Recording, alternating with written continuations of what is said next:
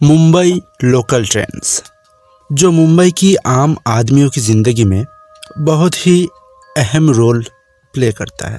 पर इनमें से कुछ कुछ स्टेशंस दिन में जितना ही चहल पहल से भरे हुए रहते हैं ना, रात के समय उतना ही खतरनाक बन जाते हैं।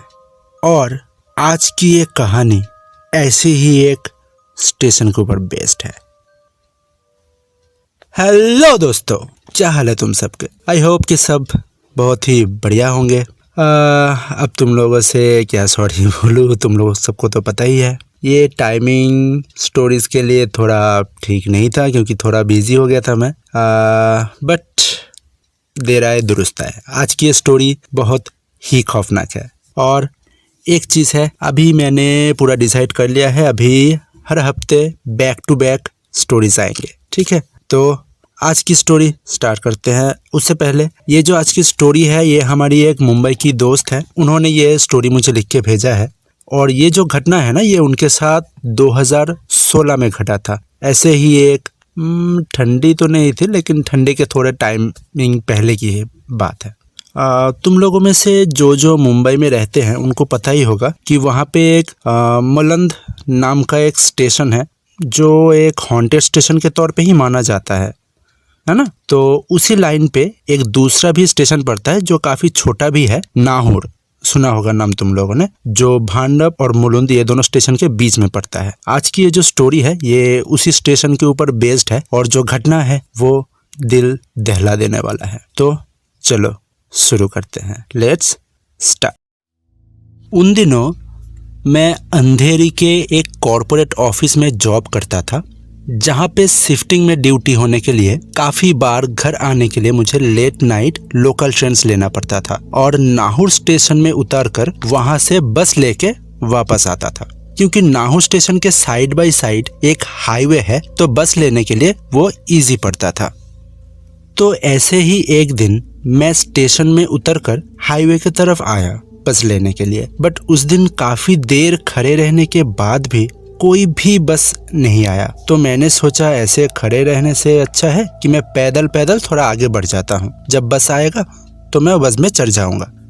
और मैं हाईवे के साइड से ऐसे ही आगे बढ़ने लगा। ये हाईवे पूरा रेलवे ट्रैक से लग के ही था, सिर्फ रेलवे का जो एक फेंस वाला जगह होता है ना, कांटेदार जो ग्रिल टाइप का होता है, उससे ये अलग हुआ था। और ये रास्ता ऑलमोस्ट 1 किलोमीटर लंबा था। ऐसे ही उस टाइम पे रात के ऑलमोस्ट 12:45 हो रहे होंगे। लास्ट बस का टाइम 12:30 के आसपास ही था, पर पता नहीं क्यों वो अभी तक आया ही नहीं। और मैं ऐसे ही चलते ही जा रहा था और चलते चलते मुझे अचानक सड़क के किनारे आगे की तरफ एक डॉगी सोया हुआ दिखा। और जैसे ही मैंने उसे क्रॉस करके थोड़ा आगे बढ़ा, वो डॉग खड़ा हो गया और ना जाने क्यों मेरे पीछे पीछे आने लगा। उसे देख के ऐसा लग रहा था कि मानो उसको किसी चीज से बहुत ही ज्यादा डर लग रहा हो और वो अभी अकेला ये रोड क्रॉस नहीं करना चाहता, इसलिए वो मेरे साथ साथ ही चल रहा था। बट मुझे वहाँ पे आगे पीछे कहीं पे भी ऐसा तो कुछ नहीं दिखा जिससे कोई भी डॉग को ऐसा लगे कि मुझे डरना चाहिए। मगर पता नहीं क्यों वो चलते चलते बिल्कुल मेरे परछाई के अंदर ही समा जा रहा था। पता नहीं किस चीज से उसे ऐसा डर लग गया। बट जो भी हो, रात तो काफी गहरी हुई थी, तो मैंने इतना ज्यादा ना सोच के आगे बढ़ गया। और एक तो उस रास्ते पे कोई भी लाइट नहीं था, बस उस दिन चांद का रोशनी थोड़ा ज्यादा था, तो इसीलिए पूरा इलाका थोड़ा बहुत दिख रहा था। और थोड़े टाइम पहले ही बहुत तेज बारिश भी हो चुका था, तो रास्ते के इधर उधर पानी भी जमा हुआ पड़ा था, जो कि चांदनी में बहुत ही चमक रहा था और बहुत मस्त दिख रहा था। लेकिन अचानक से फिर से थोड़ा थोड़ा करके बारिश स्टार्ट हो गया। उतना ज़्यादा नहीं था मगर हो रहा था। तो मैंने सोचा कि ना जाने कब तेज बारिश आ जाए, तो मैं जल्दी जल्दी आसपास कोई भी एक छाव वगैरह मिल जाए, इसलिए थोड़ा तेज ही चलने लगा। ऐसे ही चलते चलते मैं हाईवे के दूसरे छोर के करीब आ गया था। तभी अचानक मुझे जमीन पे काला काला कुछ चीजें पड़ी हुई दिखी, जो पूरा रोड पे फैला हुआ था। मैंने अपना मोबाइल का फ्लैश ऑन किया और नजदीक जाके देखा तो मेरे पूरे रोंगटे खड़े हो गए। ये सब मरे हुए कौवे की डेड बॉडीज थी। कम से कम 25-30 होंगे। मैं झुक के ये सब देख ही रहा था कि अचानक मेरे पीछे से एक तेज लाइट आया और हॉर्न की आवाज आई और वो एक मेल ट्रेन थी जो लेट नाइट को चलती थी। मेरा तो पूरा हालत खराब हो गया था, बट खैर एक ट्रेन थी। एक तो इतना सारा मरे हुए कौवे का तब पता नहीं कहाँ से आ गए और ऊपर से ये अचानक ट्रेन की हॉर्न। मैं झटपट वहाँ से आगे निकल गया, बट थोड़ा सा आगे जाते ही मेरे पीछे के तरफ से एक दो करके कौवे की काव काव आवाज़ें आने लगी। मैंने जैसे ही पीछे मुड़ के देखा, मुझे मेरे आंखों पे भरोसा ही नहीं हुआ। वहाँ पे जो कौवे अभी अभी मरे हुए मैंने देखे थे, एक एक करके जिंदा हो रहा था और बहुत तेज आवाज़ करते हुए सर्कुलर मोशन पे उड़ने लगा था।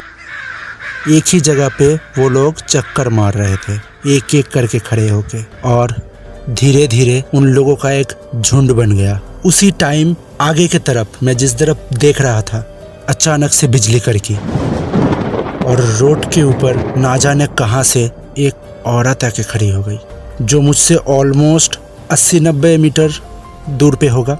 और उसी वक्त ये सब कौवे जो झुंड बना के उड़ रहे थे, अचानक उसके तरफ तेजी से उड़ के गए और उसी औरत के सर के ऊपर मंडराने लगे। वो नज़ारा, रास्ते के एक तरफ घनी झाड़ियाँ, एक तरफ वो खुली हुई रेल की पटरियाँ और बीच में वो खतरनाक मंजर, मेरी तो मानो पैरों तले जमीन खिसक गई थी। मेरे पैर वहीं पे जम गया था, मेरी आंखें खुली की खुली रह गई थी, मुझे तो कोई होश ही नहीं रहा। लेकिन अचानक मेरे साथ वाला जो डॉग था ना, वो अचानक मेरे पैजामे को थोड़ा सा खींचा और बहुत तेज चिल्लाया, बिल्कुल भेड़िया जैसे, आऊ करके, और पीछे की तरफ दुम दबा के भागा। और उसे देख के मुझे भी ये ध्यान आया कि मैं भी उसके पीछे पीछे भागूं। और मैंने भागते भागते हाईवे को क्रॉस करके दूसरे ओर आ गया, रेलवे के फेंसेस को टाप के। एक दो चढ़ाई जैसा था, रेलवे के आसपास रहता है, वो ट्रैक थोड़ा सा ऊंचा रहता है, तो वो क्रॉस करके दूसरे तरफ आ गया। और ऐसे ही पता नहीं मैं कब तक दौड़ता रहा, अचानक मेरे पीछे से काफी तेज लाइट आई और गाड़ी का हॉर्न सुनाई दिया।